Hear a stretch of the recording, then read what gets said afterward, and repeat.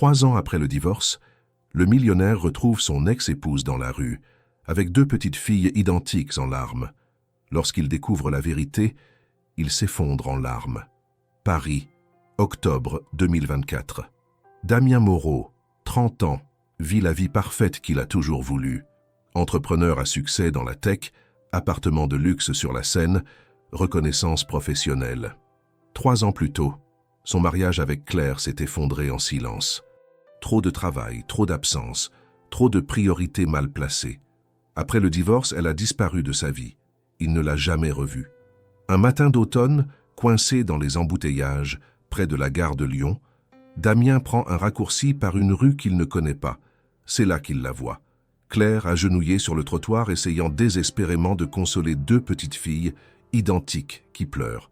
Des jumelles, environ 2 ans et demi. Leurs yeux. Damien reconnaît immédiatement leurs yeux, les siens. Cette forme en amande, ce cercle doré autour de la pupille. C'est impossible.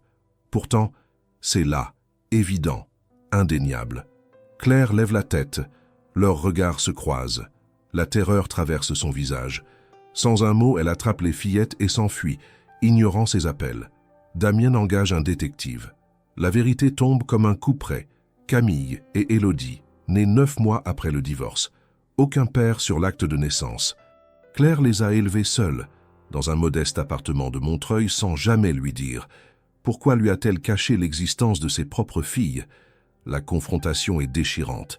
Claire avoue, elle a découvert sa grossesse après leur séparation, mais ne l'a pas contacté. « Tu n'étais jamais là, Damien. Tu vivais pour ton entreprise. Je ne voulais pas t'imposer des enfants que tu n'avais jamais vraiment désirés. » Il a raté 3 ans de leur vie. Leurs premiers pas, leurs premiers mots, leurs premiers rires, tout.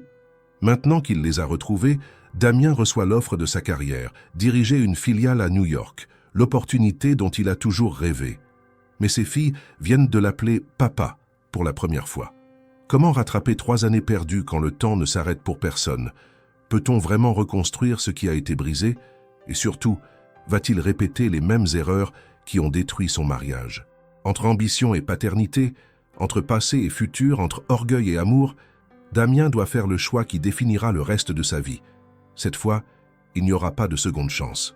Le réveil sonna à 6 heures précises dans l'appartement du 7e étage de la rue de Rivoli. Damien Moreau ouvrit les yeux sans sursauter. Il avait cette capacité étrange de se réveiller quelques secondes avant l'alarme, comme si son corps refusait d'être pris au dépourvu même dans le sommeil. La lumière grise d'octobre filtrait à travers les larges baies vitrées donnant sur la Seine. Paris s'éveillait lentement, enveloppé dans cette brume automnale caractéristique qui rendait la ville à la fois romantique et mélancolique. Il se leva d'un mouvement fluide, enfila son pantalon de jogging noir et se dirigea vers la cuisine ultramoderne. Tout dans cet appartement respirait le minimalisme coûteux. Comptoirs en marbre de Carrare, électroménager miel, dissimulés derrière des façades blanches immaculées, vue imprenable sur le Pont Neuf. Damien prépara son espresso avec la machine italienne qu'il avait achetée lors d'un voyage d'affaires à Milan. Le café était parfait, corsé, aromatique, précis, comme tout dans sa vie. À 30 ans, Damien Moreau incarnait la réussite entrepreneuriale parisienne. Diplômé de HEC avec mention, il avait fondé à 25 ans une start-up spécialisée dans l'intelligence artificielle appliquée à la gestion logistique. Ce qui avait commencé dans un coworking miteux de Belleville était devenu, 5 ans plus tard, une entreprise valorisée à plusieurs millions d'euros, installée dans des bureaux chics du Marais avec une équipe de 40 personnes. Les magazines économiques l'avaient surnommé « le prodige de la French Tech » et son visage apparaissait régulièrement dans les tribunes du Figaro ou de Les Échos.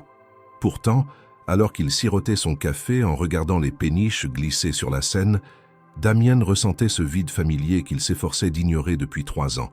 Un vide qu'aucun contrat juteux, aucune levée de fonds, aucune reconnaissance professionnelle ne parvenait à combler. Il secoua la tête et consulta son téléphone. 15 notifications avant 7 heures du matin. Email de client, message Slack de son associé Mathieu, rappel de réunion. Sa journée était méticuleusement planifiée. Petit déjeuner avec un investisseur au Café de Flore à 8 heures, réunion d'équipe à 10 heures, déjeuner avec un client potentiel au comptoir du Relais, puis enchaînement de calls internationaux jusqu'à 20 heures. C'était exactement la vie qu'il avait voulu. exactement le succès qu'il avait poursuivi sans relâche. Alors pourquoi se sentait-il si terriblement seul?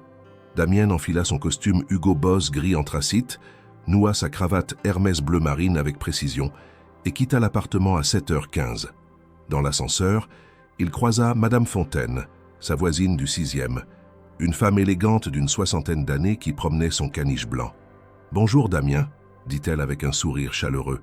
« Encore une journée chargée, j'imagine ?»« Toujours, Madame Fontaine. Vous savez, mon défunt mari était comme vous, toujours pressé, toujours au bureau. » Elle marqua une pause significative. Il n'a réalisé ce qu'il avait manqué que lorsqu'il était trop tard. Damien hocha poliment la tête, mal à l'aise. Madame Fontaine avait cette manie de glisser des remarques philosophiques qui mettaient mal à l'aise. Il descendit rapidement dans le parking souterrain et monta dans sa Tesla Model S noire. La voiture démarra silencieusement et il s'engagea dans le trafic matinal parisien. Le trajet jusqu'à Saint-Germain-des-Prés était lent. Paris était embouteillé comme toujours, les klaxons résonnaient, les scooters se faufilaient dangereusement entre les voitures. Damien activa le pilote automatique et en profita pour répondre à quelques emails urgents. Son téléphone vibra. « Mathieu. Mathieu. T'es où? L'investisseur arrive dans 20 minutes. Damien. Je suis à 10 minutes. Tout est sous contrôle. Mathieu. Cool. Au fait, t'as pensé à ma proposition pour New York? Damien fronça les sourcils. Cette proposition. Mathieu lui en parlait depuis 2 semaines. Une opportunité exceptionnelle d'ouvrir une filiale aux États-Unis avec un financement colossal et une perspective de croissance exponentielle. C'était exactement le genre d'opportunité dont Damien avait rêvé toute sa vie professionnelle. Pourtant, il hésitait et il ne savait pas pourquoi. Damien, on en parle plus tard. Il gara la voiture rue Bonaparte et marcha rapidement vers le café de Flore. L'air était frais, chargé de l'odeur des feuilles mortes et des croissants chauds provenant des boulangeries environnantes. Des touristes photographiaient les devantures des librairies anciennes. Des étudiants de la Sorbonne traversaient la place Saint-Germain avec leurs sacs à dos fatigués. Damien aimait ce quartier. Son mélange d'histoire intellectuelle et de modernité bourgeoise lui plaisait. Le petit déjeuner avec l'investisseur dura 2 heures. Damien était dans son élément, charmant, précis, convaincant. Il présenta les projections de croissance, discuta des nouveaux algorithmes que son équipe développait, parla avec passion de l'avenir de l'IA dans la supply chain. L'investisseur, un quinquagénaire corpulent nommé Jean-Baptiste de Courson, semblait impressionné. « Vous avez un talent rare, Moreau, » dit-il en signant un chèque symbolique qui scellait leur accord. « Vous savez transformer la technique en vision. C'est ce qui manque à tant d'entrepreneurs aujourd'hui. Merci, monsieur de Courson. Je crois profondément en ce que nous construisons. J'espère que vous saurez équilibrer cette ambition avec une vie personnelle, » ajouta l'investisseur avec un sourire entendu. « J'ai fait l'erreur de tout sacrifier pour mes entreprises. 3 divorces plus tard, j'ai enfin compris.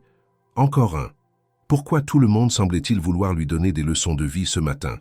La réunion d'équipe au bureau se déroula sans accroc. L'équipe technique présentait des avancées impressionnantes sur le nouveau module prédictif. Mathieu, son associé et meilleur ami depuis HEC, animait la réunion avec son énergie habituelle. Grand, décontracté, toujours habillé en jeans et sneakers malgré son statut de cofondateur, Mathieu était le parfait contrepoids à la rigueur de Damien. « Bon, avant qu'on termine, » annonça Mathieu en fin de réunion, « je veux que vous sachiez que Damien et moi avons reçu une proposition exceptionnelle pour développer notre activité à New York. On vous tiendra informé de notre décision dans les prochaines semaines. » Les membres de l'équipe applaudirent. Certains semblaient excités, d'autres inquiets. Après la réunion, Mathieu coinça Damien dans son bureau. « Tu fais quoi là ?» demanda Mathieu en s'affalant dans le fauteuil design. « C'est l'opportunité du siècle et tu traînes des pieds. C'est pas ton genre. »« Je réfléchis, c'est tout. »« Tu réfléchis ?» Damien, on parle de multiplier par 10 notre valorisation en 3 ans, de jouer dans la cour des grands. Amazon, Google, tous ces géants de la tech sont à New York. Je sais tout ça, Mathieu. Alors c'est quoi le problème? Mathieu se pencha en avant, soudain plus sérieux. Écoute, je te connais depuis 10 ans. Depuis le divorce avec Claire, tu t'es jeté à corps perdu dans le boulot. Tu n'as plus de vie en dehors de cette boîte. Peut-être que New York serait bon pour toi à un nouveau départ. Le prénom résonna dans la pièce comme un coup de feu. Claire. 3 ans qu'il n'avait pas prononcé ce nom à voix haute. 3 ans qu'il évitait soigneusement d'y penser. Claire n'a rien à voir avec ça, répondit Damien sèchement. Vraiment?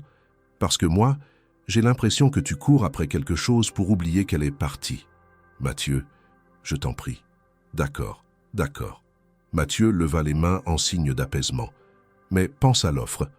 On doit donner une réponse avant la fin du mois. Après le départ de Mathieu, Damien resta seul dans son bureau vitré donnant sur la cour pavée du Marais.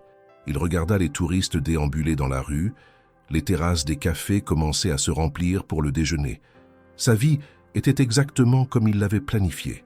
Alors pourquoi avait-il l'impression que quelque chose d'essentiel lui échappait? Son téléphone vibra. Un rappel.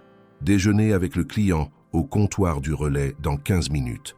Il attrapa sa veste et quitta le bureau. L'après-midi passa dans un flou de réunions et de négociations.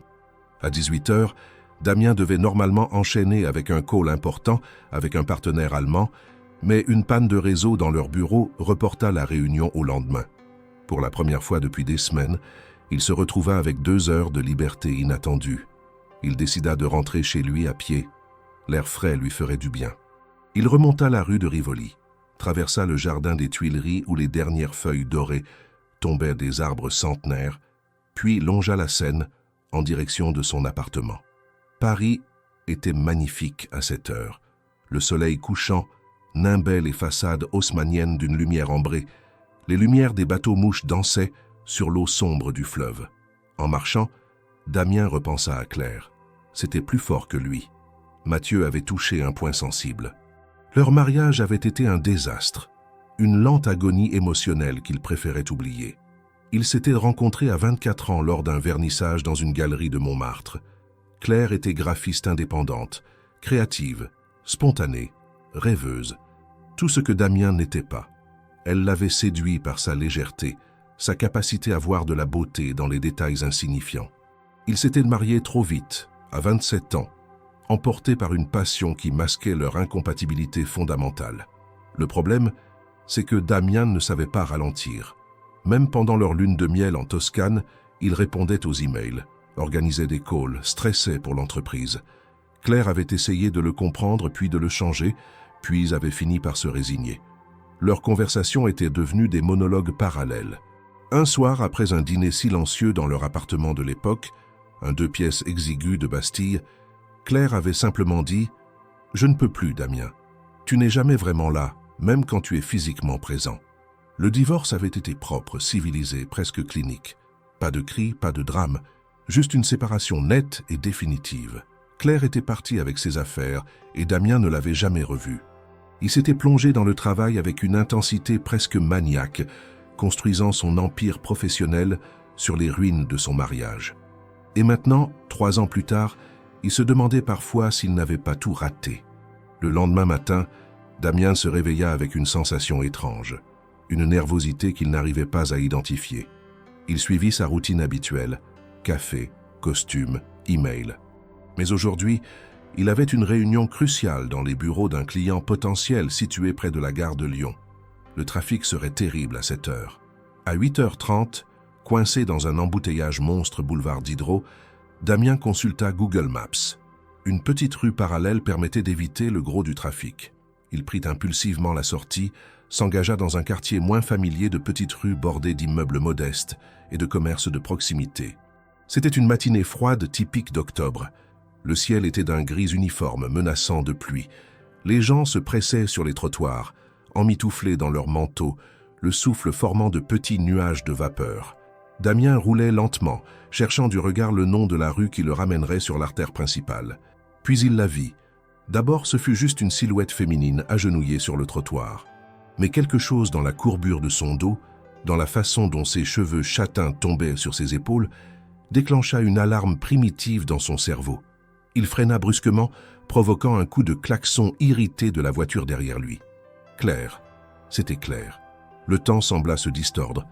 Elle était là, à moins de 10 mètres, agenouillée sur le trottoir mouillé, essayant désespérément de consoler 2 petites filles identiques qui pleuraient en s'accrochant à ses jambes. Les fillettes portaient des manteaux roses assortis, des bonnets en laine, des petites bottes rouges. Elles devaient avoir environ 2 ans, peut-être 2 ans et demi. Damien gara la voiture n'importe comment et sortit, le cœur battant si fort qu'il l'entendait résonner dans ses oreilles. Il fit quelques pas vers eux comme hypnotisé. « Claire » Elle leva la tête brusquement. Leurs regards se croisèrent. L'expression sur son visage lui coupa le souffle. Ce n'était pas de la surprise, mais de la terreur pure. Ses yeux s'écarquillèrent. Son teint devint d'une pâleur mortelle. Mais ce qui paralysa complètement Damien, ce furent les yeux des fillettes. Lorsqu'elles tournèrent leur visage vers lui, curieuses de savoir qui leur mère regardait, il vit ses propres yeux. Pas une ressemblance vague, pas une coïncidence. Ses yeux noisettes avec ce cercle doré caractéristique autour de la pupille, cette forme légèrement en amande, ses sourcils légèrement arqués, c'étaient exactement ses yeux. Les yeux des Moreau que son père avait, que son grand-père avait dans les vieilles photos sépia. « Claire », répéta-t-il, la voix étranglée, « ses enfants ». Elle se redressa d'un mouvement brusque, attrapant les mains des fillettes avec une force presque désespérée. « Je dois y aller », dit-elle rapidement, la voix tremblante. « Je suis en retard. Attends, qu'est-ce que... » « Excuse-moi, Damien. » Elle se détourna et commença à marcher rapidement, presque en courant, tirant les petites filles qui protestaient, confuses par la précipitation de leur mère. Damien resta cloué sur place, incapable de bouger, de réfléchir, de respirer. Des passants le bousculaient, irrités qu'il bloque le passage. Une vieille femme marmonna quelque chose sur ces jeunes et leur téléphone. Mais Damien ne voyait rien de tout cela.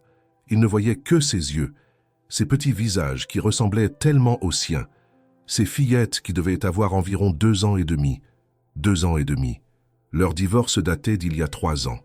Non, ce n'était pas possible. Ce ne pouvait pas être possible. Damien ne se souvenait pas comment il était arrivé à sa réunion. Il avait dû conduire, se garer, monter dans l'ascenseur, serrer des mains. Mais tout cela s'était déroulé dans un brouillard épais. Pendant toute la présentation, il parlait en pilote automatique, souriant au bon moment, hochant la tête, répondant aux questions techniques avec une précision mécanique. Mais son esprit était ailleurs, tournant en boucle sur ces quelques secondes qui avaient tout fait basculer. Les yeux des fillettes, la panique sur le visage de Claire, la précipitation avec laquelle elle était partie. Après la réunion, qu'il avait apparemment réussi selon le client satisfait, Damien s'enferma dans sa voiture et resta là, les mains tremblantes sur le volant. Il fallait qu'il réfléchisse rationnellement. Il était ingénieur de formation, habitué à analyser des données, à résoudre des problèmes complexes. Il devait appliquer cette logique à la situation. Fait numéro 1. Il avait vu Claire avec 2 jumelles qui devaient avoir environ 2 ans et demi. Fait numéro 2. Leur divorce datait d'exactement 3 ans. Fait numéro 3. Ses enfants avaient ses yeux. Pas une vague ressemblance, une similarité troublante, impossible à ignorer. Conclusion évidente, ses enfants étaient les siens. Mais c'était impossible. Claire l'aurait contacté, elle lui aurait dit. Même s'ils s'étaient séparés en mauvais termes, elle n'aurait jamais. Non, elle n'était pas cruelle. Elle n'était pas le genre de personne à cacher une grossesse, à élever seule des enfants sans lui dire. À moins qu'elle ait eu une bonne raison. Le téléphone de Damien vibra. Mathieu. GG pour la réunion. Le client a déjà signé. T'es un magicien. Damien. Merci. Mathieu. Ça va? T'as l'air bizarre. Damien. Tout va bien. Mais rien n'allait bien. Rien n'allait bien du tout. Le reste de la journée fut une torture. De retour au bureau, Damien s'enferma dans son espace et fixa son écran d'ordinateur sans rien voir. Il ouvrit Facebook, tapa le nom de Claire dans la barre de recherche. Rien. Pas de profil public. Il essaya Instagram. Rien non plus. LinkedIn, elle n'y était pas inscrite ou alors sous un nom différent. Elle avait disparu. À 18h, alors que le bureau commençait à se vider, Damien prit une décision. Il ne pouvait pas rester dans cette incertitude. Il devait savoir. Il chercha dans ses contacts et trouva le numéro d'un détective privé que l'entreprise avait utilisé l'année précédente pour une affaire de concurrence déloyale. Un homme discret, efficace, professionnel. Il l'appela. « Monsieur Moreau », répondit Sébastien Fournier de sa voix posée. « Que puis-je faire pour vous ? J'ai besoin de retrouver quelqu'un. Discrètement. Bien sûr. De qui s'agit-il ? Mon ex-femme, Claire Laurent. J'ai besoin de savoir où elle vit, ce qu'elle fait. » Un silence, puis « Aucun problème, je peux commencer dès ce soir. Vous avez des informations de base, date de naissance, dernière adresse connue ?» Damien fournit tous les détails dont il se souvenait, leur ancien appartement à Bastille, le nom de jeune fille de Claire, son ancienne agence de graphisme, tout ce qu'il savait, même si c'était vieux de 3 ans. Je vous recontacte dans 48 heures maximum, assura Fournier.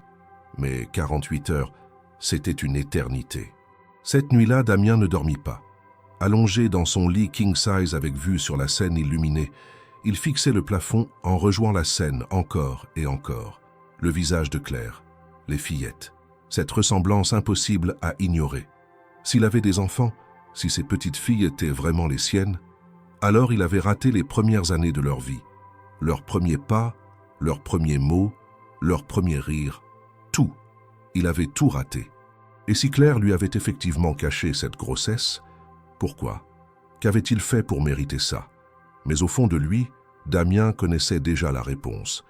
Il revoyait leurs derniers mois de mariage, les disputes silencieuses, les dîners où ils ne se parlaient plus, les soirées où il restait au bureau jusqu'à 22 heures alors qu'elle l'attendait à la maison. Un soir, elle lui avait demandé « Tu veux des enfants un jour ?» Et il avait répondu distraitement, les yeux sur son ordinateur « Un jour peut-être, quand l'entreprise sera stable. » Elle n'avait plus jamais abordé le sujet. Vers 3 heures du matin, épuisé mais incapable de dormir, Damien se leva et s'installa à son bureau. Il ouvrit son ordinateur et commença à chercher compulsivement. Il tapa « Claire Laurent graphiste Paris » dans Google. Des centaines de résultats, aucun qui corresponde. Il essaya différentes combinaisons de mots-clés. Rien. Finalement, vers 5 heures du matin, il abandonna et se prépara un café. Le jour se levait lentement sur Paris. La ville s'éveillait. Et Damien Moreau, l'entrepreneur brillant qui contrôlait toujours tout, réalisait qu'il ne contrôlait plus rien du tout. Le détective rappela 36 heures plus tard, plus vite que prévu. « Monsieur Moreau, j'ai des informations. » Damien était dans son bureau, en pleine réunion. Il s'excusa, sortit dans le couloir, le cœur battant. « Je vous écoute. » Votre ex-femme, Claire Laurent, vit actuellement à Montreuil, dans le 93. Un appartement rue de Paris, près de la mairie. Elle travaille toujours comme graphiste, freelance maintenant. Et les enfants? Un silence. Puis, elle a 2 filles, des jumelles, Camille et Élodie Laurent, nées le 14 juin, il y a 2 ans et 8 mois. Damien fit le calcul instantanément. 2 ans et 8 mois. Cela remontait à 9 mois après le divorce. Exactement 9 mois. Le père? Demanda-t-il, la gorge serrée. Aucun nom de père sur l'acte de naissance. Mademoiselle Laurent les élève seule. La réalité s'abattit sur lui avec la force d'un tsunami. Ses enfants étaient les siens. Il en était certain maintenant. Claire avait découvert sa grossesse après le divorce et avait décidé de ne rien lui dire. « Monsieur Moreau, vous êtes toujours là ?»« Oui, je suis là. » Il s'appuya contre le mur, les jambes flageolantes. « Envoyez-moi tous les détails par mail. L'adresse exacte, tout. Bien sûr, je vous envoie ça dans l'heure. » Damien raccrocha et resta là dans ce couloir vide aux murs blancs immaculés de ses bureaux design, et pour la première fois depuis des années, il sentit des larmes monter. Il avait des enfants, des filles, et il ne l'avait jamais su. Damien resta debout devant l'immeuble de la rue de Paris à Montreuil pendant 20 bonnes minutes avant de trouver le courage d'entrer. C'était un bâtiment modeste de 5 étages, avec une façade ocre légèrement décrépie et des volets verts qui avaient besoin d'une nouvelle couche de peinture. Rien à voir avec les immeubles haussmanniens de son quartier. Ici, on était dans le Paris populaire, celui des familles qui travaillent dur, des petits commerces de proximité, des squares où les enfants jouent au foot le mercredi après-midi. Il était 17h30. Selon les informations du détective, Claire récupérait ses filles à la crèche vers cette heure-là et rentrait directement chez elle. Damien avait pris sa journée, une première en 3 ans, prétextant un malaise. Mathieu avait été surpris, mais n'avait pas posé de questions. Une jeune femme sortit de l'immeuble avec une poussette, puis un homme âgé avec un sac de course. Damien attendait, le cœur cognant dans sa poitrine comme s'il allait exploser. Il avait répété mentalement ce qu'il allait dire une centaine de fois. Mais maintenant que le moment approchait, tous ces mots soigneusement préparés s'effaçaient. Puis il les vit. Claire apparut au coin de la rue, tenant une fillette par chaque main. Les jumelles portaient des doudounes identiques, l'une rouge, l'autre bleue, et des petits sacs à dos en forme de lapin. Elles parlaient en même temps, excitées, tirant sur les mains de leur mère. Claire riait, se penchant pour ajuster le bonnet de l'une d'elles. Cette scène si simple, si ordinaire, frappa Damien comme un coup de poing dans le ventre. C'était une image de bonheur domestique dont il ne faisait pas partie. Une vie entière s'était construite sans lui. Claire leva les yeux et le vit. Tout son corps se figea. Son sourire disparut instantanément. Les fillettes, sentant la tension soudaine de leur mère, cessèrent de babiller et levèrent les yeux vers l'homme qui les regardait. « Bonjour Claire », dit Damien d'une voix qu'il espérait stable. Elle ne répondit pas. Ses yeux gris-bleus qu'il avait tant aimés, étaient remplis d'une panique évidente. Elle resserra instinctivement sa prise sur les mains de ses filles. « Il faut qu'on parle », continua Damien. « Maman, c'est qui le monsieur ?» demanda l'une des fillettes, celle en doudoune rouge, avec cette franchise directe propre aux enfants. Claire déglutit péniblement. « C'est quelqu'un que maman connaissait avant. »« Avant quoi ?» demanda l'autre fillette. « Avant vous, mes chéris. Écoute, Damien. » Elle le regarda enfin en face. « Ce n'est ni le moment, ni l'endroit. Alors quand? Où? Je ne sais pas. Claire, je sais. » Les mots sortirent plus durement qu'il ne l'aurait voulu. « Je sais qu'elles sont mes filles. » Le silence qui suivit fut assourdissant. Même les fillettes restèrent muettes, sentant que quelque chose d'important se passait, même si elles ne comprenaient pas quoi.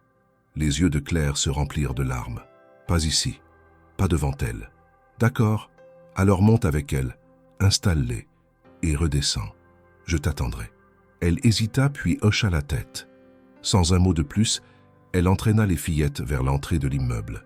Avant de disparaître à l'intérieur, l'une des jumelles, celle en bleu, se retourna et regarda Damien avec une curiosité innocente. « Au revoir, monsieur » lança-t-elle en agitant sa petite main. Damien sentit quelque chose se briser en lui. « Au revoir » murmura-t-il. 15 minutes plus tard, Claire redescendit. Elle avait passé un manteau plus chaud et noué ses cheveux en queue de cheval. Son visage était pâle, ses yeux rougis. « Il y a un café au coin de la rue » dit-elle sans le regarder. « On peut y aller. » Ils marchèrent en silence jusqu'au petit bistrot, le Relais de Montreuil, un établissement modeste avec un comptoir en zinc et des tables en formica. Quelques habitués jouaient aux cartes près du bar. Claire choisit une table au fond, loin des oreilles indiscrètes. Le serveur, un homme d'une 50aine d'années avec une moustache grisonnante, s'approcha. « Bonjour Claire. Les petites vont bien ?»« Oui, merci Gérard. Un café, s'il vous plaît. »« Pareil pour moi, » ajouta Damien. Quand le serveur s'éloigna, un silence pesant s'installa. Claire fixait la table, tortillant nerveusement une serviette en papier. Damien ne savait pas par où commencer.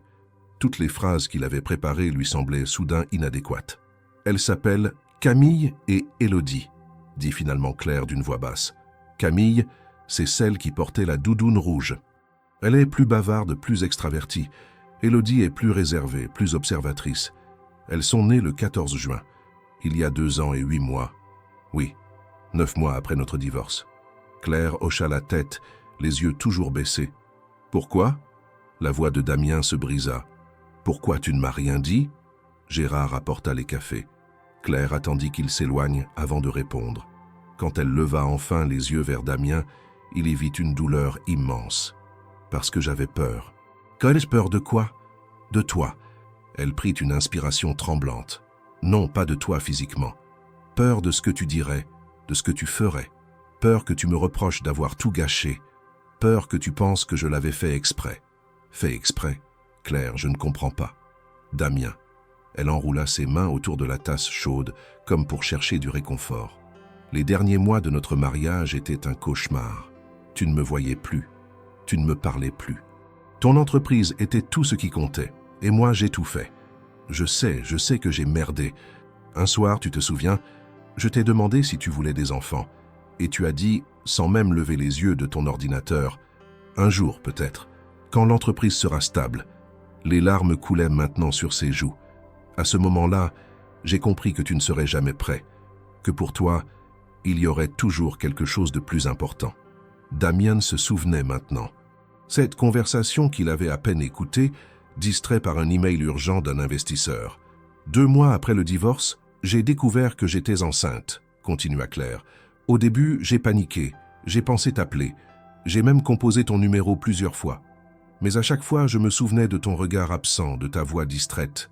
Et je me suis dit, comment imposer des enfants à un homme qui a fait comprendre qu'il n'en voulait pas? Claire, j'aurais voulu savoir. J'avais le droit de savoir. Tu avais le droit, oui.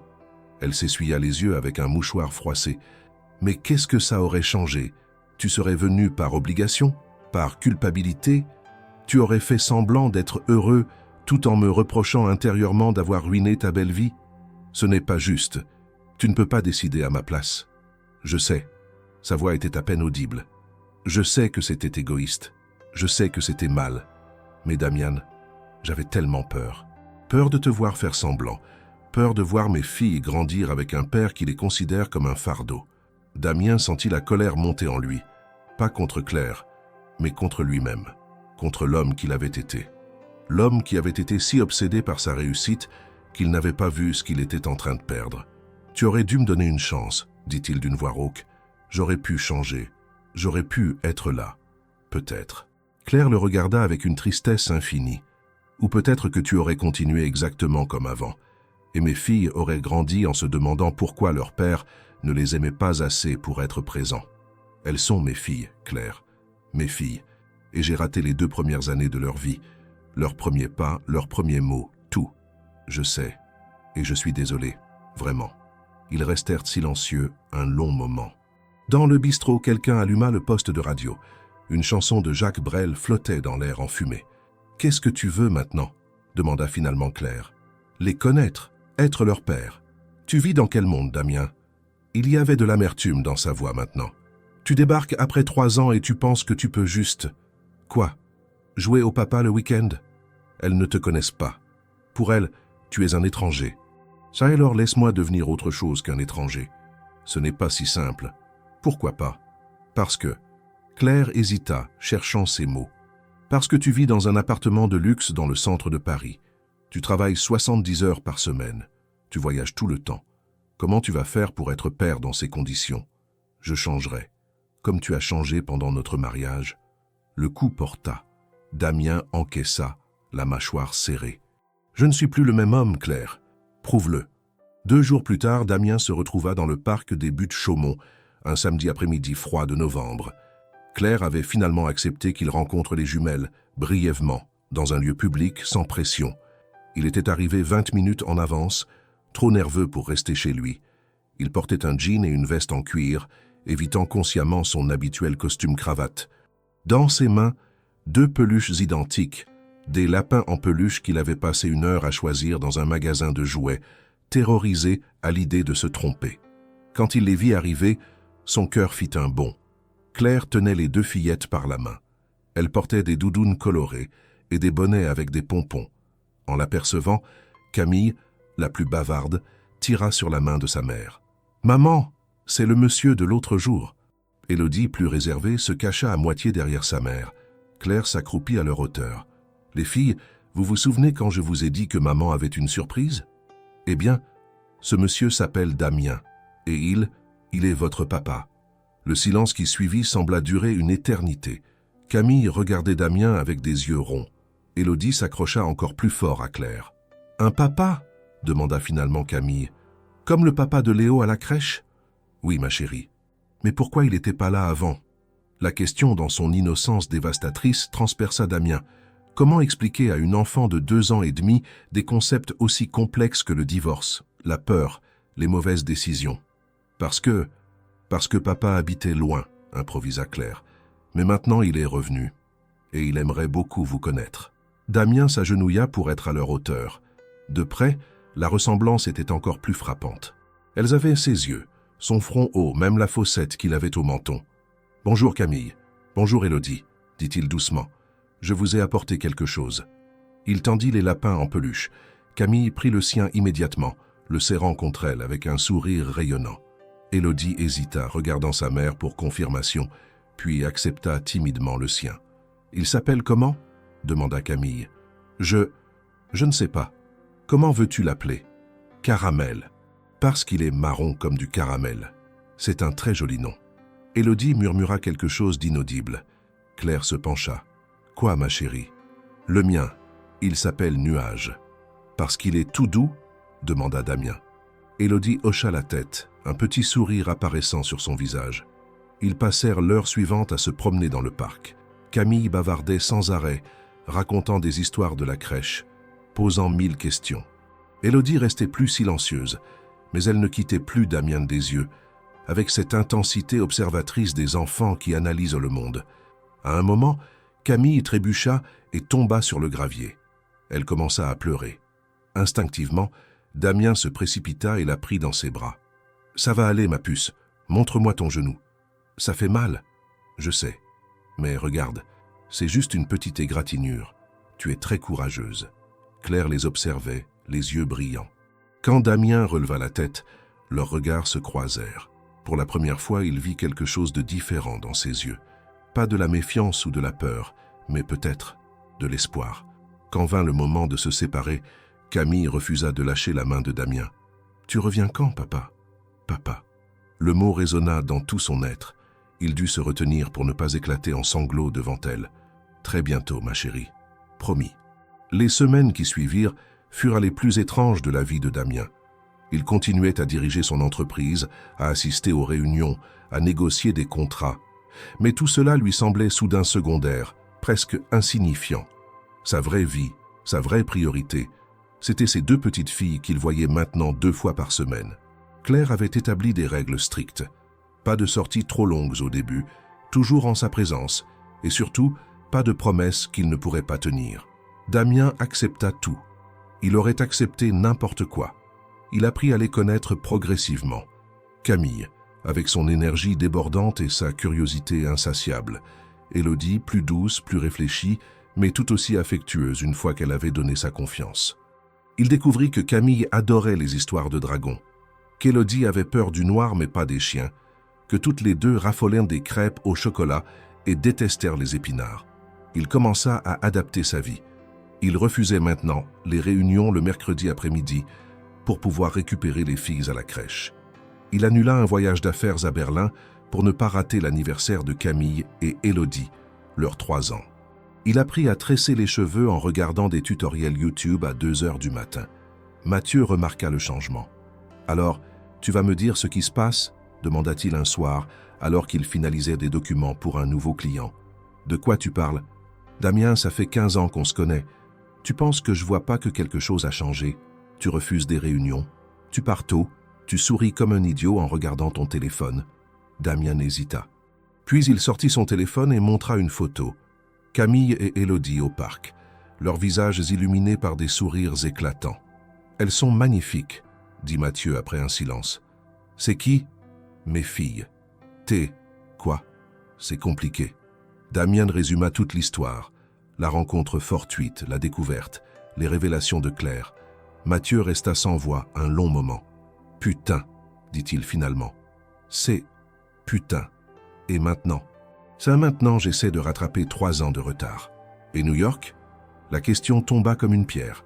New York, l'offre extraordinaire qui l'attendait toujours, suspendue comme une épée de Damoclès au-dessus de sa nouvelle vie fragile. « Je ne sais pas. »« Damien, il faut qu'on donne une réponse. Les investisseurs américains attendent. C'est maintenant ou jamais. »« Je sais. Tu ne peux pas laisser passer ça. C'est l'opportunité de notre vie. Mais ce sont mes filles, Mathieu. Je viens de les retrouver. Je ne peux pas partir maintenant. Alors emmène-les.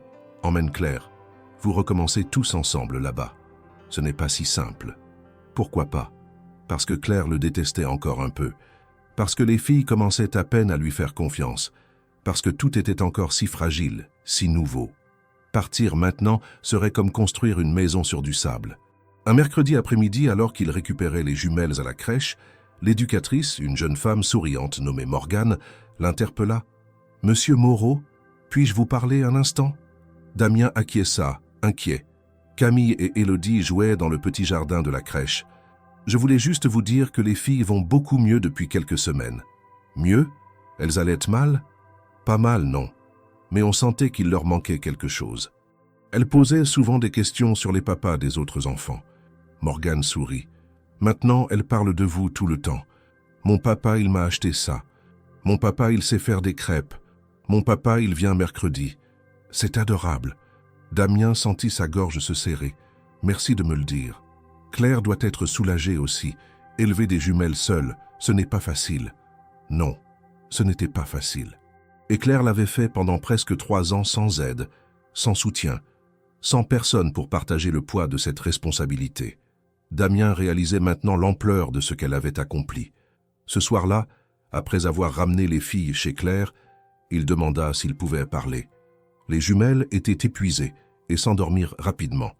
Claire prépara du thé, et ils s'assirent dans le petit salon modeste, un canapé Ikea fatigué, des jouets éparpillés partout, des dessins d'enfants scotchés au mur. « Claire, il faut que je te dise quelque chose. » Elle posa sa tasse immédiatement sur la défensive. « Quoi ? J'ai reçu une offre professionnelle, une grosse offre. D'accord. À New York, pour ouvrir une filiale là-bas. C'est énorme. Ça changerait tout. » Il vit la panique traverser son visage. « Tu vas accepter ? » ?»« Je ne sais pas, c'est pour ça que je voulais t'en parler. » « Me parler. » Sa voix monta d'un ton. « Damien, tu viens à peine d'entrer dans la vie de tes filles. Et maintenant tu vas partir à l'autre bout du monde. Je n'ai pas dit que j'allais accepter. Mais tu y penses ? » Oui. Il n'avait pas envie de mentir. « C'est ma carrière, Claire. C'est tout ce pourquoi j'ai travaillé pendant des années. Et tes filles ? C'est quoi pour toi ? Un passe-temps ? Car ce n'est pas juste. Pas juste ?» Claire se leva brusquement, les yeux brillants de larmes contenues. « Tu sais ce qui n'est pas juste, c'est que je me suis battue seule pendant 3 ans, que j'ai accouché seule, que je me suis levée seule la nuit quand elle pleurait, que j'ai jonglé entre le freelance et la maternité sans jamais prendre un jour de repos. Et maintenant que tu es là, que les filles commencent enfin à t'aimer, à compter sur toi, tu envisages de partir. Claire. »« Lieutenant, non, laisse-moi finir. » Sa voix tremblait. « Tu as le droit de vivre ta vie, de poursuivre ta carrière. Je ne te le reproche pas. Mais ne fais pas semblant que ça ne va pas les blesser.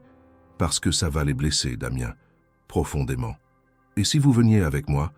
Le silence qui suivit fut assourdissant. « Quoi ?» murmura Claire. « Vous 3, venez avec moi à New York. Je m'occuperai de tout. L'appartement, les écoles, tout. Vous pourriez avoir une vraie vie là-bas. »« Enfin, une vraie vie. » Elle le regardait comme s'il était devenu fou. « Ma vie est ici, Damien. Mes clients, mes amis, ma famille. Et tu veux que je laisse tout tomber pour te suivre dans un pays où je ne connais personne. Je sais que c'est beaucoup demandé. » « Beaucoup demandé ? C'est insensé. On n'est même pas ensemble, toi et moi. On est à peine capable de tenir une conversation civile. Et tu penses qu'on va jouer à la petite famille recomposée à l'étranger ? On pourrait essayer. » « Non. » Sa voix était ferme maintenant. « Non, Damien. Si tu veux partir, pars. Mais ne nous utilise pas comme excuse ou comme solution. Tes filles méritent mieux qu'un père qui les voit comme une variable dans une équation de carrière. » Les mots frappèrent Damien comme des gifles, parce qu'elle avait raison. Il était en train de faire exactement ce qu'il avait toujours fait, essayer de tout contrôler, de tout organiser selon ses termes. « Je ne veux pas les perdre, » dit-il d'une voix brisée. « Alors reste. Je ne peux pas laisser passer cette opportunité.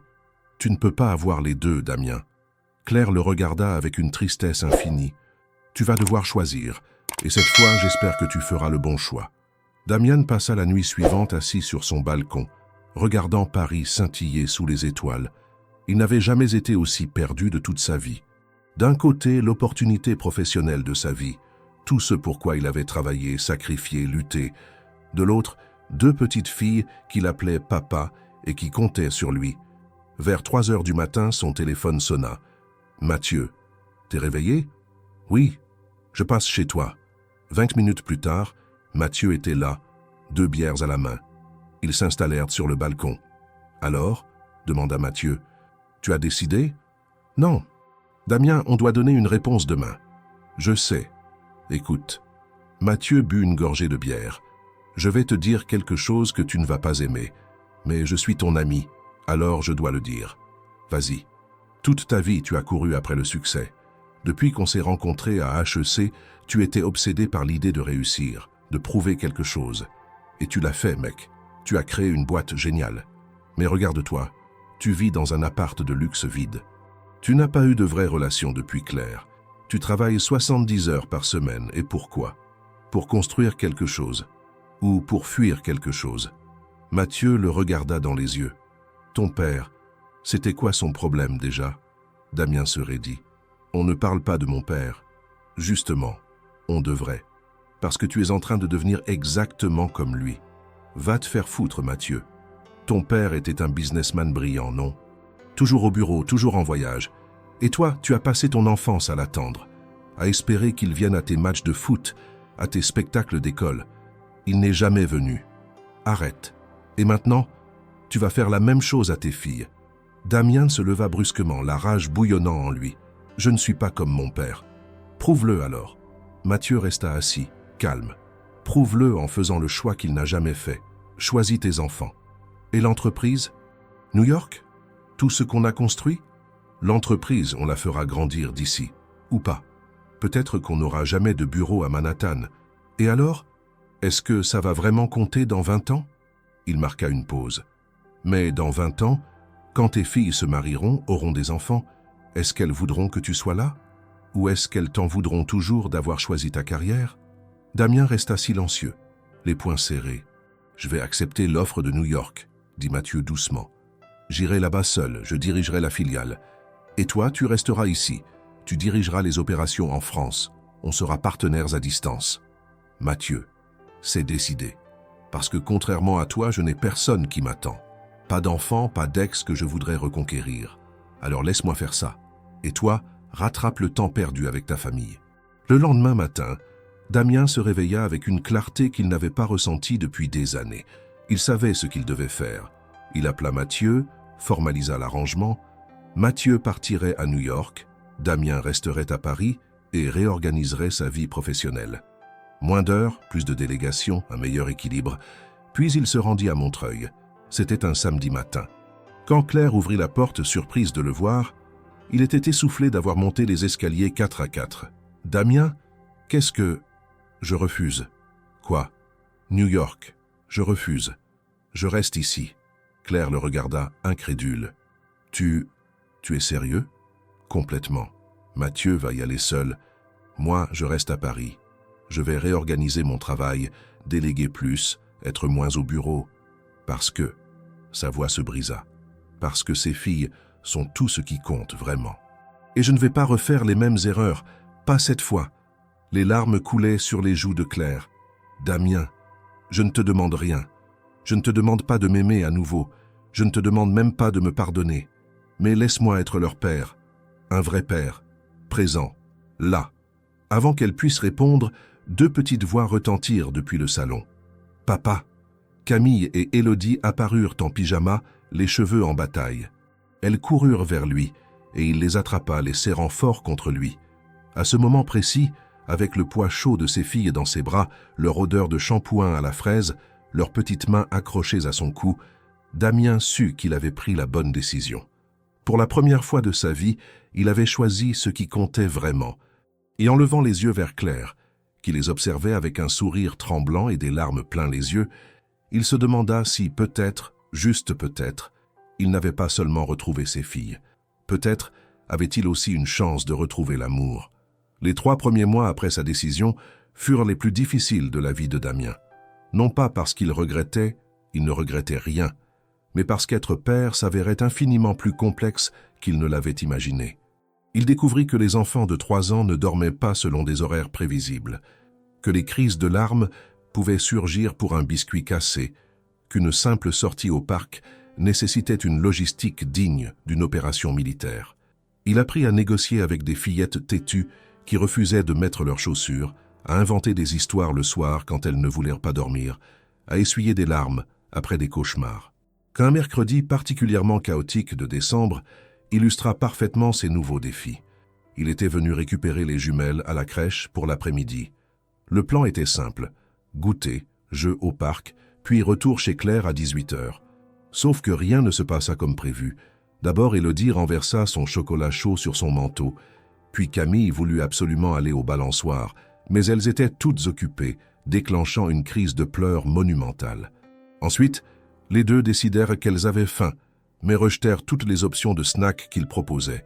Et pour couronner le tout, alors qu'ils rentraient enfin, Élodie annonça qu'elle devait faire pipi tout de suite. Mais le café le plus proche refusait de laisser entrer quelqu'un qui n'était pas client.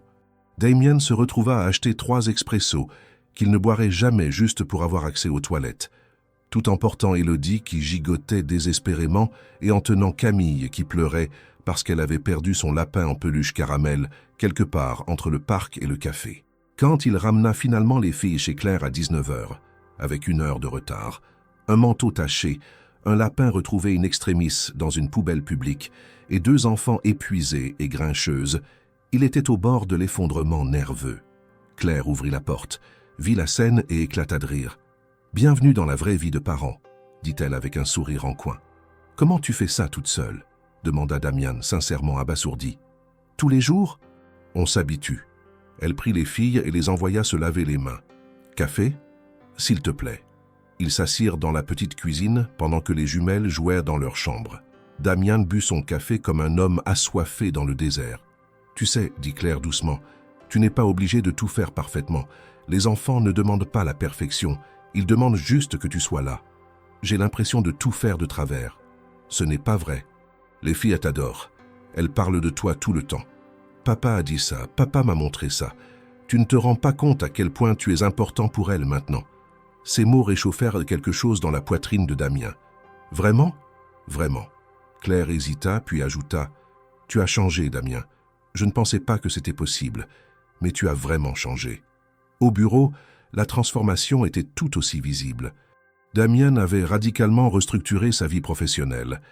Il déléguait maintenant la majorité des tâches opérationnelles, arrivait rarement avant 9 heures et partait systématiquement à 17 heures les mercredis et vendredis, ses jours avec les filles. Certains membres de l'équipe ne comprenaient pas, d'autres le respectaient encore plus pour ça. Un jour, lors d'une réunion importante avec un investisseur potentiel, Damien reçut un appel de la crèche. Camille avait de la fièvre. Il s'excusa, quitta la réunion, malgré les regards éberlués de son équipe, et fila à Montreuil. Claire était coincée avec un client important et ne pouvait pas y aller. Quand il arriva à la crèche, Camille était recroquevillée sur un petit lit, pâle et fiévreuse. En le voyant, elle tendit les bras. « Papa, j'ai mal au ventre. » Il la prit contre lui, sentant la chaleur anormale de son petit corps. « Je sais, ma puce. On rentre à la maison. »« Chez maman ?»« Oui, chez maman. » Il l'emmena chez Claire, la mit au lit, lui donna du paracétamol, lui lut des histoires. Élodie, inquiète pour sa sœur, resta à côté d'elle toute l'après-midi. Vers 18 heures, Claire rentra, paniquée. « Comment va-t-elle » ? « La fièvre baisse.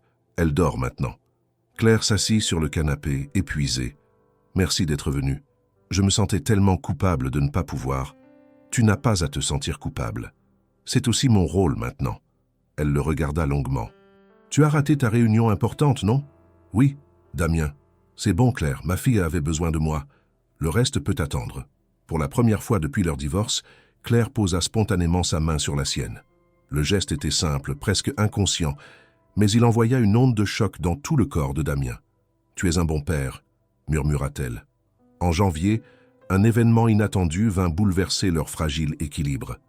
Le père de Damien, Bernard Moreau, débarqua à Paris.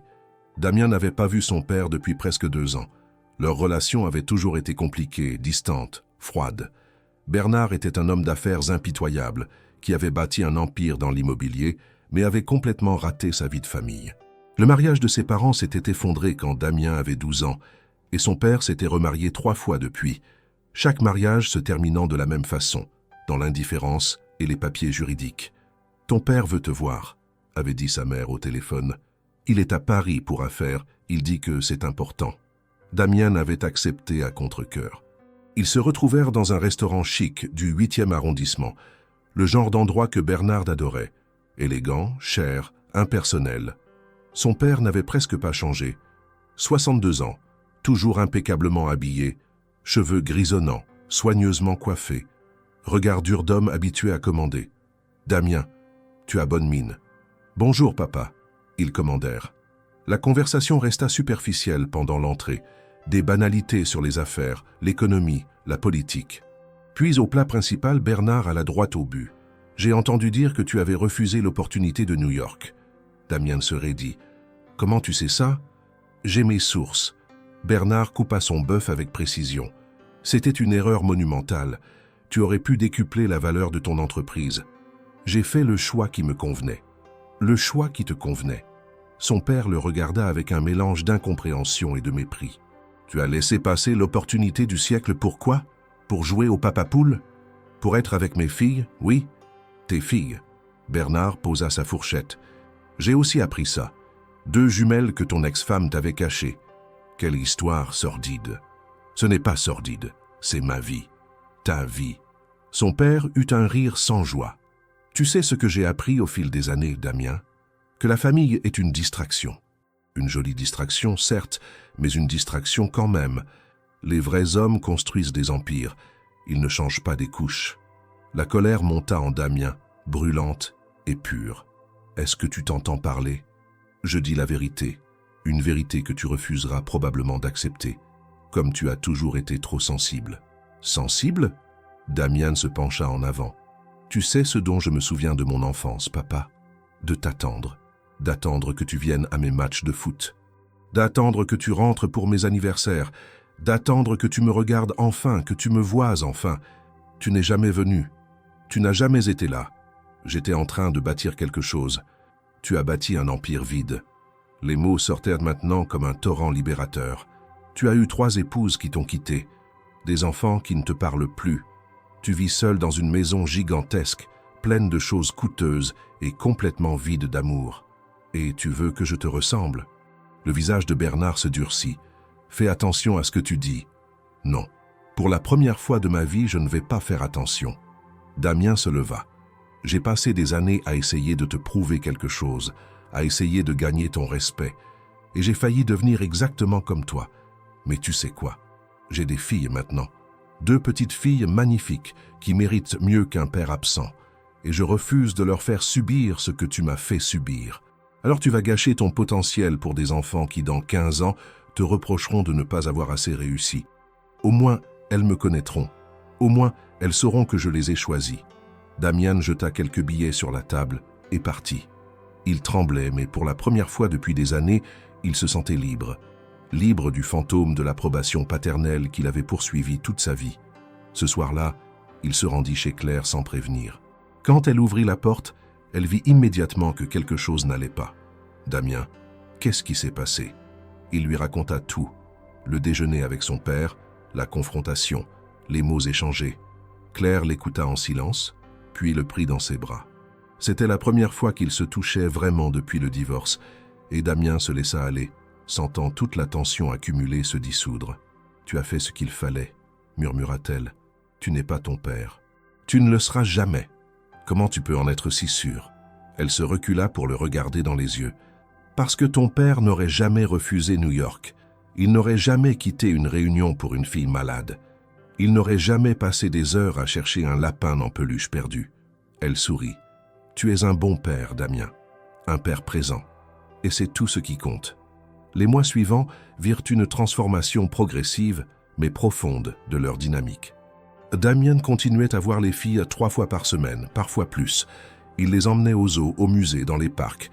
Il apprit à préparer leurs plats préférés, des pâtes au beurre pour Élodie, des nuggets maison pour Camille. Il découvrit qu'il adorait les rituels du soir, le bain bruyant et joyeux, les pyjamas Mickey, les histoires lues avec des voix différentes pour chaque personnage. Mais plus important encore, quelque chose changeait entre lui et Claire. Cela commença par de petits moments. Un regard qui durait une seconde de trop. Un sourire partagé quand Camille racontait une histoire absurde. Une conversation qui s'étirait après que les filles soient couchées, parlant de tout et de rien autour d'un verre de vin. Un soir de mars, alors que Damien s'apprêtait à partir après avoir couché les filles, Claire lui proposa de rester dîner. « J'ai fait trop de ratatouille », dit-elle avec un sourire timide, « et je déteste manger seule. » C'était un mensonge évident. Elle mangeait seule tous les soirs depuis 3 ans, mais Damien accepta. Ils dînèrent dans la petite cuisine, éclairée par la lumière douce d'une lampe suspendue. La conversation coula naturellement, sans les silences pesants de leur mariage. Ils parlèrent de leur vie, de leurs rêves, de leurs peurs. « Tu sais ce qui est drôle ?» dit Claire en sirotant son vin. « On se parle mieux maintenant qu'on l'a jamais fait quand on était mariés. Toi aussi, peut-être parce qu'on n'essaie plus de faire semblant. » Faire semblant de quoi? D'être ce qu'on pensait qu'un couple devait être. Damien tourna son verre entre ses mains. Je pense que j'étais tellement obsédé par l'idée du mariage parfait, de la vie parfaite, que j'ai oublié de simplement être présent, de te voir vraiment. Et moi, j'avais tellement peur de te perdre que je ne disais jamais ce dont j'avais vraiment besoin. Claire posa sa main sur la table, près de celle de Damien. On était jeunes, on a fait des erreurs, beaucoup d'erreurs, mais on a aussi fait 2 choses magnifiques. Elle sourit, même si on ne le savait pas à l'époque. Leurs regards se croisèrent. Quelque chose passa entre eux, une étincelle qu'ils avaient cru morte depuis longtemps. « Claire, » commença Damien. « Non, » l'interrompit-elle doucement. « Pas maintenant, pas encore. On prend notre temps. Pour les filles. » Il comprit. Ce n'était pas un refus, mais une promesse de patience. En avril, pour les 4 ans des jumelles, Damien organisa une fête dans un parc près de chez Claire. Il invita leurs petits amis de la crèche, prépara un gâteau, raté mais fait avec amour, et monta lui-même le château gonflable qu'il avait loué. Voir Camille et Élodie courir dans l'herbe avec leurs amis, leur rire cristallin emplissant l'air printanier, lui serra le cœur. 4 ans. Elles avaient 4 ans, et il avait été absent pour la moitié de leur vie. Mais il était là maintenant. C'était ce qui comptait. Claire s'approcha de lui alors qu'il regardait les filles jouer. « Tu as fait un travail incroyable, » dit-elle. « Le gâteau est un désastre. Je parle des filles, de tout ça. » Elle fit un geste englobant la fête. « Tu es vraiment là, Damien, complètement là. Je ne veux plus jamais manquer un moment. Je sais. » Elle hésita, puis prit sa main. « Et je voulais te dire, je suis désolé. Désolé de t'avoir caché leur existence. Désolé de t'avoir privé de ces premières années. C'était cruel, même si je pensais faire ce qu'il fallait. Claire, non, laisse-moi finir. J'avais peur. Peur que tu me rejettes, que tu rejettes les filles. Mais j'aurais dû te faire confiance. J'aurais dû te donner une chance. » Damien sentit les larmes monter. On a tous les deux fait des erreurs. Mais regarde, il montra leur fille qui dansait maintenant sur la musique diffusée par une petite enceinte portable. On a créé quelque chose de magnifique ensemble, malgré tout. Claire posa sa tête sur son épaule. Le geste était naturel, simple, parfait. « Oui, » murmura-t-elle, « malgré tout. » En mai, Damien prit une décision importante. Il vendit son appartement luxueux de la rue de Rivoli. L'endroit ne lui ressemblait plus. Trop grand, trop froid, trop vide. Il acheta à la place un appartement plus petit à Montreuil, à 10 minutes à pied de chez Claire. « Tu es sûr ?»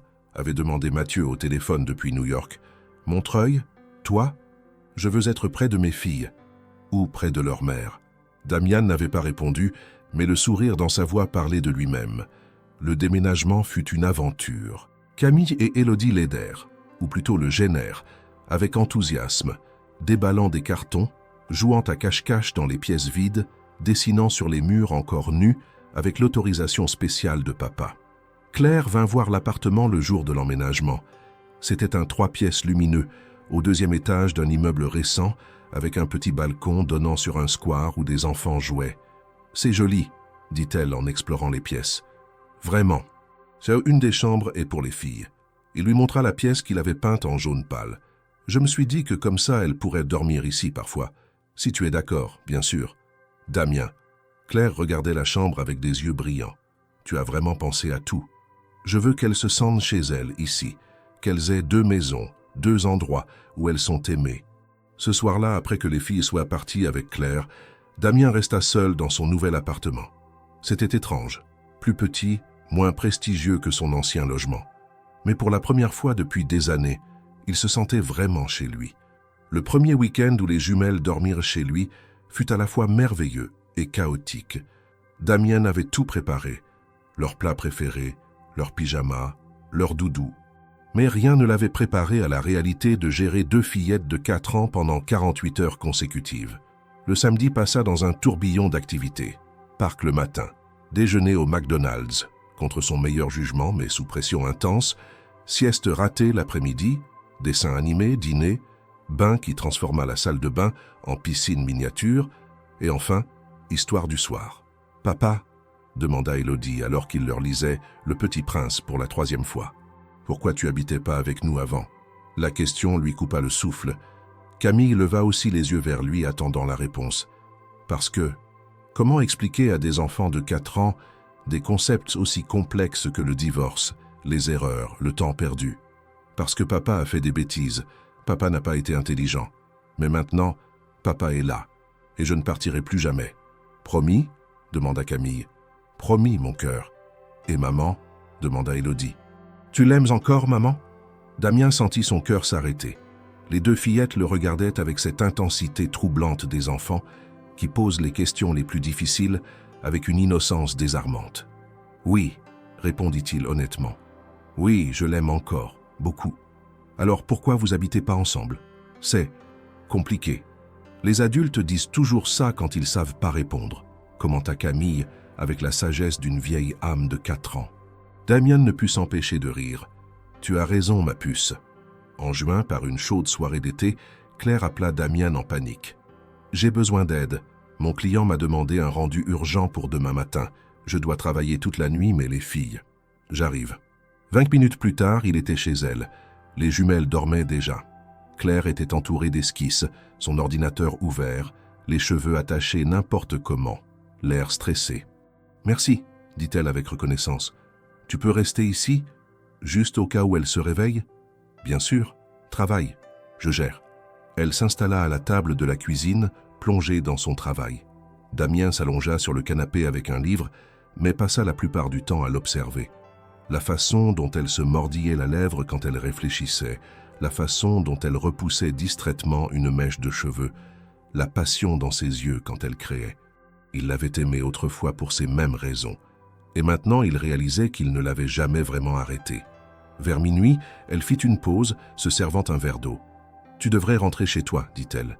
Tu as sûrement mieux à faire que de me regarder travailler. Il n'y a nulle part ailleurs où je préférerais être. » Elle le regarda, surprise par l'intensité dans sa voix. « Damien, je sais qu'on a dit qu'on prenait notre temps. Je sais qu'on avance doucement. Mais Claire... » Il se leva, s'approcha d'elle. « Je dois te dire quelque chose, parce que si je ne le dis pas maintenant, je vais exploser. »« Quoi ? Je t'aime. » Les mots sortirent comme une libération. « Je t'ai toujours aimé, même pendant notre mariage raté, même pendant les 3 ans de séparation, même quand j'essayais de me convaincre que j'étais passé à autre chose. Je t'aime. Et je sais que j'ai tout gâché la première fois. Je sais que j'ai été un mari horrible, mais si tu me donnais une seconde chance... » Damien, je ne te demande pas une réponse maintenant. Prends tout le temps dont tu as besoin. Mais je voulais que tu saches que je ne suis plus l'homme que j'étais, que j'ai changé, que je continuerai à changer. Pour toi, pour nos filles. Claire avait les larmes aux yeux. Elle posa son verre, s'approcha de lui et sans un mot l'embrassa. C'était différent de leur premier baiser, des années auparavant. Ce n'était plus la passion aveugle de la jeunesse, mais quelque chose de plus profond, de plus vrai. Un baiser chargé de pardon, de seconde chance, d'amour reconquis. Quand ils se séparèrent, Claire posa son front contre le sien. « Je t'aime aussi, » murmura-t-elle. « Et j'ai tellement peur. » Peur de quoi? De refaire les mêmes erreurs. De tout gâcher à nouveau. De faire souffrir les filles si ça ne marche pas. Alors on fera attention, on ira doucement. On communiquera. On fera tout ce qu'on n'a pas fait la première fois. Il lui prit le visage entre ses mains. Mais on ne peut pas vivre dans la peur, Claire. On mérite une seconde chance. Nos filles méritent de nous voir heureux ensemble. Tu es sûre? Plus sûre que je ne l'ai jamais été de rien dans ma vie. Les 6 mois qui suivirent furent comme un nouveau couronnement de leur histoire. Ils ne se précipitèrent pas. Damien ne déménagea pas immédiatement chez Claire. Il voulait que les filles s'habituent progressivement à l'idée que papa et maman étaient de nouveau ensemble. Mais les dîners en famille devinrent plus fréquents. Les sorties ensemble, les 4, se multiplièrent. Et un soir, alors qu'ils rentrèrent du cinéma où ils avaient vu un dessin animé avec les jumelles, Camille demanda innocemment « Papa, pourquoi tu dors pas chez nous tous les soirs ?» Damien et Claire échangèrent un regard. « Parce que, » commença Claire. « Parce que je voulais être sûre que vous seriez d'accord, » termina Damien. « Si papa vivait avec vous, avec maman, pour toujours. » Élodie s'arrêta net sur le trottoir. « Pour toujours? Comme une vraie famille? » « Oui, mon cœur. Comme une vraie famille. » Les deux fillettes échangèrent un regard, eurent une conversation silencieuse que seules les jumelles peuvent avoir, puis se jetèrent simultanément dans les bras de leurs parents en criant « Oui !» À l'automne, ils emménagèrent ensemble dans un nouvel appartement, plus grand, avec 3 vraies chambres, dans un quartier calme de Montreuil. Ce n'était pas le luxe de la rue de Rivoli, mais c'était un foyer. Un vrai foyer rempli de rires, de dessins d'enfants sur le réfrigérateur, de jouets éparpillés dans le salon, d'amour. Le jour du déménagement, alors qu'ils déballaient les derniers cartons, Damien trouva une vieille photo de leur mariage. Ils avaient l'air si jeunes, si naïfs, si convaincue que l'amour suffirait. Claire la vit par-dessus son épaule. « On était des enfants, dit-elle doucement. On l'était. Maintenant, on est des adultes, des parents. Des adultes qui ont appris de leurs erreurs. » Elle lui prit la main. « Tu crois qu'on va réussir cette fois ? » « Je ne sais pas. » Il se tourna vers elle, honnête comme toujours maintenant. « Mais je sais qu'on va essayer, chaque jour, et c'est tout ce qui compte. » Le récital de danse avait lieu dans la salle polyvalente de l'école primaire Marcel Cachin à Montreuil. La salle était bondée de parents armés de caméras, de grands-parents attendris, de petits frères et sœurs impatients.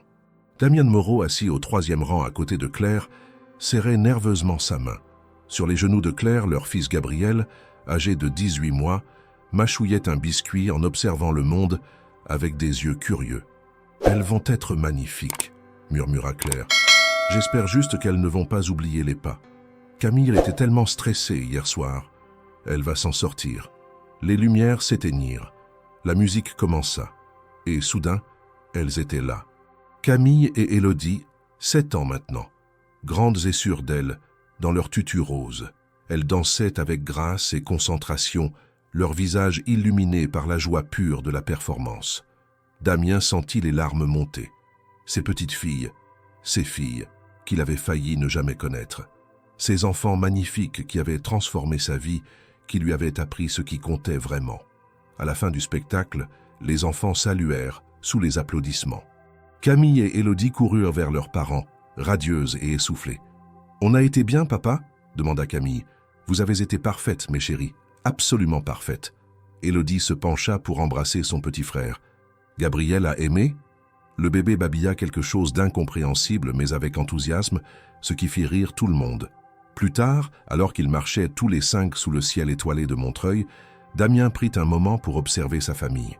Claire, son bras passé autour du sien. Gabriel dans sa poussette, endormi après toutes ses émotions. Camille et Élodie qui marchèrent devant eux, se racontant des secrets de grande sœur. « À quoi tu penses ?» demanda Claire. « À quel point j'ai failli passer à côté de tout ça. Mais tu ne l'as pas fait. Tu as choisi. J'ai choisi. » Il s'arrêta, la prit dans ses bras. « Et je referai ce choix chaque jour pour le reste de ma vie. » Elle l'embrassa doucement. « Moi aussi. »« Papa. »« Maman, dépêchez-vous » crièrent les filles. « On veut des glaces. » Ils rirent et les rattrapèrent et continuèrent leur chemin vers le glacier du quartier, cette petite famille imparfaite mais authentique, cette histoire qui avait commencé dans la douleur et s'était transformée en quelque chose de magnifique. Parce qu'au final, Damien Moreau avait appris la leçon la plus importante de sa vie. Le vrai succès ne se mesurait pas en millions d'euros ou en bureaux internationaux. Il se mesurait en moments comme celui-ci, en petites mains qui cherchèrent les siennes, en rires d'enfants qui remplissaient son cœur, en regards complices échangés avec la femme qu'il aimait, en une vie ordinaire, simple mais remplie d'amour. Et c'était plus précieux que tout l'or du monde.